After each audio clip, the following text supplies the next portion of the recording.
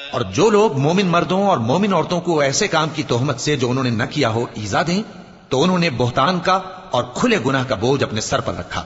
اے پیغمبر صلی اللہ علیہ وآلہ وسلم، اپنی بیویوں اور بیٹیوں اور مسلمانوں کی عورتوں سے کہہ دو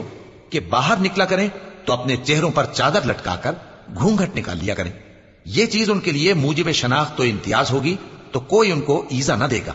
اور اللہ بخشنے والا ہے، مہربان ہے۔ اگر منافق اور وہ لوگ جن کے دلوں میں روگ ہے اور جو مدینے کے شہر میں بری بری خبریں اڑایا کرتے ہیں اپنی حرکتوں سے باز نہ آئیں گے تو ہم تم کو ان کے پیچھے لگا دیں گے، پھر وہ تمہارے پڑوس میں نہ رہ سکیں گے مگر تھوڑے دن، وہ بھی پھٹکارے ہوئے، جہاں پائے گئے پکڑے گئے اور جان سے مار ڈالے گئے۔ جو لوگ پہلے گزر چکے ہیں ان کے بارے میں بھی اللہ کی یہی عادت رہی ہے، اور تم اللہ کی عادت میں تغیر و تبدل نہ پاؤ گے۔ لوگ تم سے قیامت کی نسبت دریافت کرتے ہیں کہ کب آئے گی، کہہ دو کہ اس کا علم اللہ ہی کو ہے، اور تمہیں کیا پتا، ہو سکتا ہے قیامت قریب ہی آ گئی ہو۔ بے شک اللہ نے کافروں پر لعنت کی ہے اور ان کے لیے جہنم کی آگ تیار کر رکھی ہے، اس میں وہ ہمیشہ ہمیشہ رہیں گے، نہ کسی کو دوست پائیں گے اور نہ مددگار۔